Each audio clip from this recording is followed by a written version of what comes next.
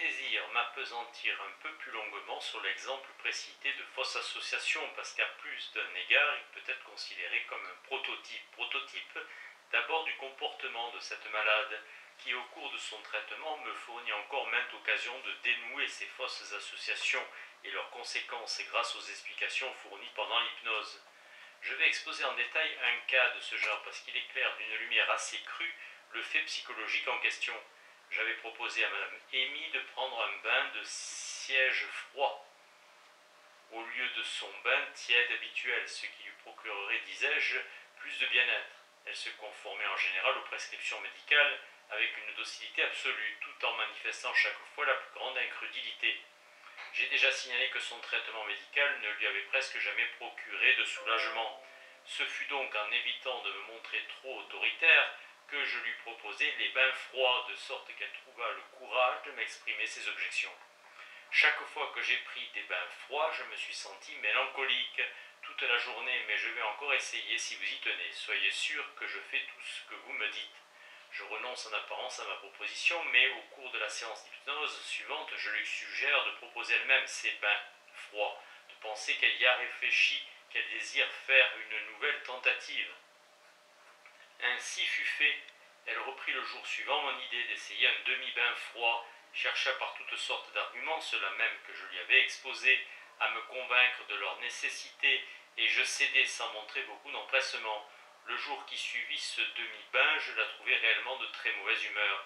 Pourquoi êtes-vous ainsi aujourd'hui ? Je savais d'avance. Les bains froids me font toujours cet effet-là. C'est vous-même qui les avez exigés. Vous savez maintenant que vous ne les supportez pas. Nous allons revenir au bain tiède. Au cours de l'hypnose, je lui demande « Est-ce vraiment le bain froid qui vous a tant déprimé ?»« Ah, le bain froid n'y est pour rien, répond-elle. J'ai lu ce matin dans le journal qu'une révolution avait éclaté à Saint-Domingue. Quand il y a des troubles là-bas, ce sont toujours les Blancs qui en sont les victimes. Et j'ai un frère à Saint-Domingue qui nous a causé bien des soucis. Je crains qu'il ne lui arrive quelque chose. » C'est ainsi que la question se trouva réglée entre nous. Le lendemain matin, elle prit son bain froid comme si c'était là une chose entendue et continua ainsi pendant plusieurs semaines sans jamais lui attribuer ses accès de mauvaise humeur. On m'accordera sans peine que cet exemple reste typique du comportement de beaucoup d'autres névropathes à l'égard des traitements recommandés par leurs médecins, qu'il s'agisse de soulèvement à Saint-Domingue ou ailleurs. Ils suscitent en un jour déterminé certains symptômes et le malade est toujours enclin à en rendre responsable les derniers avis de son médecin. Des deux conditions qui suscitent l'apparition de ces fausses associations, l'une et la méfiance semblent être toujours présentes. L'autre, la scission du conscient, se trouve dissimulée, soit parce que la plupart des névropathes n'ont aucune notion des causes réelles, ou du moins du motif occasionnel de leur mal, soit parce qu'ils refusent d'en prendre connaissance, ne voulant pas qu'on leur rappelle qu'ils en portent la responsabilité. On serait tenté de croire que chez les névropathes, les conditions psychiques d'ignorance ou d'omission volontaire, en dehors même des cas d'hystérie, favorisent plus que la scission du conscient l'apparition d'une fausse association, et pourtant cette scission prive le conscient des matériaux du rapport causal.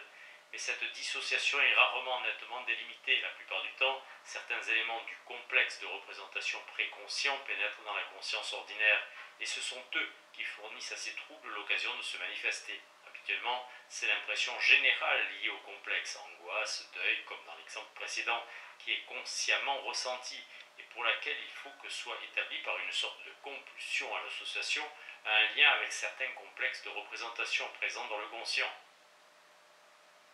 J'ai pu récemment, grâce à des observations pratiquées en d'autres domaines, me convaincre de la force d'une pareille compulsion. Pendant plusieurs semaines, je fus obligé de remplacer mon lit habituel par une couche plus dure, sur laquelle je devais rêver soit davantage, soit de façon plus active, ou peut-être sans obtenir le même sommeil profond. Pendant le quart d'heure qui suivait mon réveil, je me souvenais de tous mes rêves de la nuit et me donnais la peine de les noter et de tenter de les expliquer.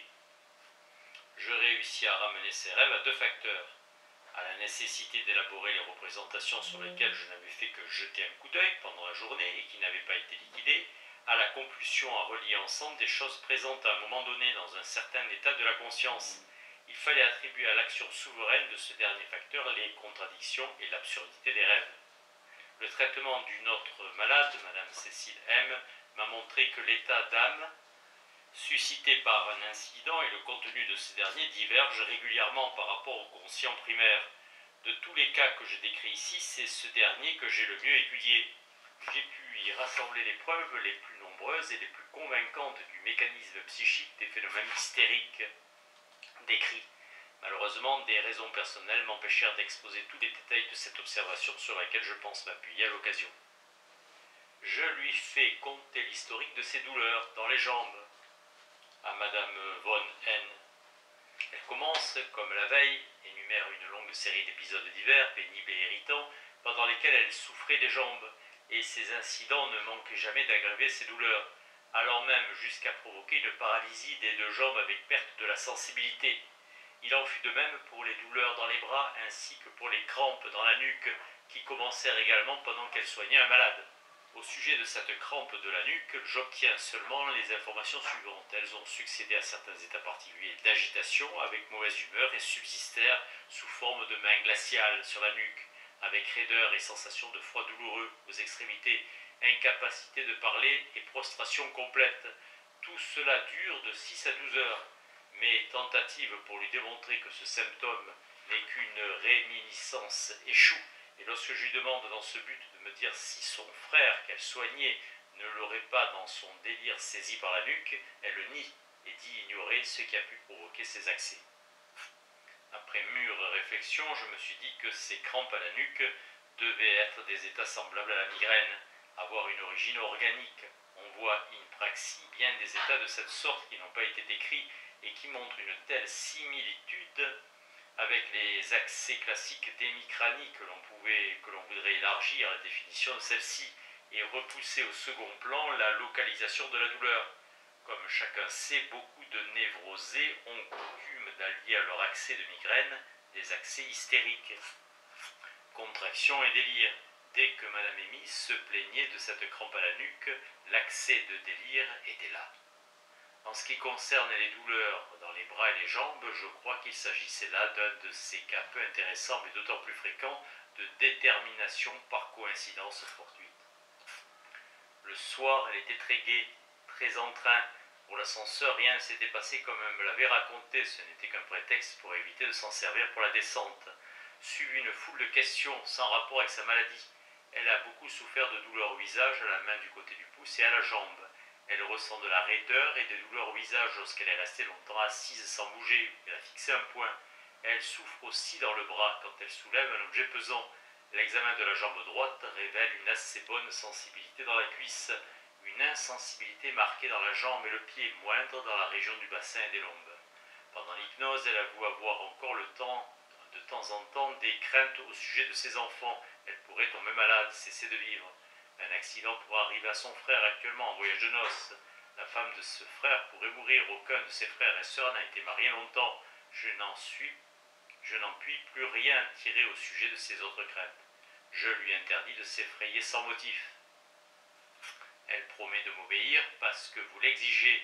D'autres suggestions à propos de ses douleurs de sa jambe interviennent. 16 mai, elle a bien dormi, se plaint encore de douleurs. Au visage, aux bras, aux jambes, se montre très gai. L'hypnose ne donne rien. Faradisation de la jambe insensible. Le soir, elle sursaute à mon arrivée. Heureusement que vous arrivez, j'ai eu si peur. Cela avec tous les signes de la terreur. Bégaiement antique, je lui fis raconter pendant qu'elle est éveillée ce qui est arrivé. Alors les doigts crispés, les bras tendus en avant, elle me décrit son épouvante de façon parfaite. Dans le jardin, une souris monstrueuse a tout à coup frôlé sa main. Elle trottait tout le temps de ceci, de là, de ci, de là. Illusion par jeu d'ombre. Sur les arbres, des quantités de souris étaient perchées. N'attendez-vous pas les chevaux piaffés dans le cirque? À côté, il y a un monsieur qui gémit. Je crois qu'il souffre après son opération. Suis-je à Rügen? J'y avais une cheminée semblable. Elle est dans un état de confusion mentale du fait de toutes les pensées qui se croisent en elle et parce qu'elle s'efforce d'y distinguer la réalité. Quand je l'interroge sur les choses présentes, elle n'arrive pas à me répondre. J'essaie au cours de l'hypnose de mettre de l'ordre dans cet état. Hypnose. De quoi avez-vous eu peur? Elle répète l'histoire des souris avec toutes les manifestations de la terreur. Alors qu'elle traversait l'escalier, une horrible bête y avait couché et a disparu aussitôt. Je lui explique qu'il s'agit d'hallucinations et qu'elle ne doit plus craindre les souris, que seuls les ivrognes voient, et elle les ivrognes, en horreur. Je lui raconte l'histoire de l'évêque Atto, qu'elle connaît aussi, elle l'écoute terrifiée. Comment en êtes-vous arrivé à parler du cirque? Elle entend distinctement tout près les chevaux piaffer dans les écuries et de ce fait risquer de se faire mal en s'empêtrant dans leur licou. Johan avait alors l'habitude de sortir et de les détacher.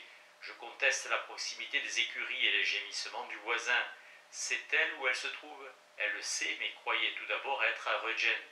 À quel propos ce souvenir lui est-il venu? Il parlait dans le jardin de la chaleur qu'il faisait à un certain endroit, et elle pensa alors à la terrasse sans ombre de Regen. Quels sont les souvenirs tristes attachés au séjour à Regen? Elle m'en cite toute la série. C'est là qu'elle a vu ses plus terribles douleurs dans le bras et les jambes pendant certaines excursions. Elle s'était plusieurs fois égarée dans le brouillard. 2 fois en se promenant, elle avait été poursuivie par un taureau. Pourquoi a-t-elle eu aujourd'hui cet accès? Oui, pourquoi? Elle avait écrit des lettres pendant 3 heures, ce qui lui avait donné une lourdeur de tête. J'admets donc que c'est la fatigue qui a mené cet accès de délire, dont le contenu a été déterminé par certaines réminiscences, telles que l'endroit sans ombre du jardin. Je lui renouvelle toutes les recommandations que j'ai coutume de lui faire et la laisse endormie. 17 mai. Elle a très bien dormi dans le bain de son qu'elle a pris aujourd'hui. Elle a plusieurs fois crié, prenant la boue pour 2 petits verres. C'est l'infirmière qui me le dit, car Madame Amy ne tient pas à me le raconter. Elle se montre d'une gaieté folle, presque trop exubérante, mais s'interrompt souvent pour procéder haut en faisant des grimaces qui traduisent sa terreur. Elle bégait plus que ces jours derniers et raconte qu'elle s'est vue en rêve cette nuit marchant sur des tas de sangsues. La nuit précédente, elle a eu d'affreux cauchemars où elle devait faire la toilette d'une quantité de morts et les mettre en bière. Mais elle se refusait toujours à fermer les couvercles, évidemment, un souvenir de son mari. Elle dit encore comment, au cours de sa vie, elle a eu une foule de mésaventures avec des animaux, la plus horrible avec une chauve-souris qui s'était laissée enfermer dans l'armoire du cabinet de toilette. Amy s'était alors précipitée nue hors de la pièce pour la guérir de sa peur. Son frère lui avait fait cadeau d'une belle broche représentant une chauve-souris, mais elle n'avait jamais pu la mettre. Pendant l'hypnose, sa peur des vers vient de ce qu'ayant reçu un jour une jolie pelote à épingles, elle s'aperçut en voulant s'en servir le matin suivant qu'un tas de petits vers en sortait, le son utilisé pour la rembourrer n'étant pas tout à fait sec, hallucination ou réalité. Je lui demande d'autres histoires d'animaux. Un jour qu'elle se promenait avec son mari dans un parc de Saint-Pétersbourg, toute la route jusqu'à l'étang se trouva couverte de crapauds, de sorte qu'ils durent rebrousser chemin. À certaines époques de sa vie, elle ne pouvait tendre la main à qui que ce fût de peur de la voir se transformer en quelque horrible bête, comme cela lui était arrivé si souvent. Pour essayer de la débarrasser de cette crainte des animaux, je les passe tous en revue en lui demandant s'ils lui font peur. Pour les uns, elle répond non, pour les autres, il ne faut pas que j'aie peur. Ce n'est pas une très bonne méthode que j'ai suivie là, tout cela n'était pas assez approfondi. Je lui demande pourquoi elle a si fortement sursauté et bégayé hier et aujourd'hui. C'est ce qui lui arrive quand elle est aussi craintive. Le retour aux 2 traumatismes initiaux n'a pas supprimé entièrement le bégaiement et le claquement de langue, bien qu'à partir de ce moment-là, les 2 symptômes eussent notablement diminué. La malade expliqua elle-même pour quelle raison le succès ne fut pas total. Elle avait pris l'habitude de faire claquer sa langue et de bégayer chaque fois qu'elle avait peur. C'est pourquoi ces symptômes finirent par être associés non seulement aux traumatismes initiaux, mais encore à toute la chaîne de souvenirs liés à ces derniers, et que j'avais omis de supprimer. C'est là un cas assez fréquent et qui ne manque jamais de compromettre l'élégance et l'achèvement des résultats thérapeutiques de la méthode cathartique. Pourquoi était-elle si craintive hier? C'est que dans le jardin, toutes sortes d'idées qui pesaient sur elle lui étaient revenues à l'esprit. Tout d'abord, comment pourrait-elle empêcher que les choses s'accumulent de nouveau en elle, une fois le traitement terminé? Je lui répète les 2 motifs espérés que je lui avais déjà communiqués alors qu'elle était éveillée. Dans l'ensemble, elle se portait mieux maintenant, était plus résistante. Elle s'habituerait à confier ses pensées à d'autres intimes. Toutes sortes de choses qu'elle prenait trop à cœur lui deviendraient désormais indifférentes. Elle s'était reproché de ne pas m'avoir remercié de ma visite tardive. Elle craignait que je ne perdisse patience à cause de sa dernière rechute. Une chose aussi l'avait beaucoup inquiété et tourmenté. Le médecin de la maison avait dans le jardin demandé à un monsieur s'il se sentait déjà le courage d'affronter une opération. La femme de ce monsieur était présente et devait penser que c'était peut-être la dernière soirée de ce pauvre homme. Cette réflexion semble amener une détente de sa mauvaise humeur. J'appris alors pour la première fois ce dont je pus avoir d'innombrables preuves par la suite, c'est que dans la suppression hypnotique d'un délire hystérique récent, les malades dans leur récit inversent l'ordre chronologique. Ils décrivent d'abord leurs dernières impressions et les moins importantes, puis arrivent aux émotions primordiales, probablement les plus importantes parce qu'elles ont déclenché les troubles. Dans la soirée, elle était très gaie et très contente. L'hypnose ne donne rien. Je m'occupe de traiter les douleurs musculaires et de rétablir la sensibilité dans la jambe droite.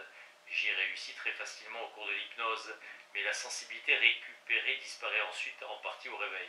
Avant que je la quitte, elle s'étonne de ne pas avoir souffert depuis longtemps des crampes dans la nuque, ainsi qu'elle en avait pris l'habitude autrefois, avant chaque orage.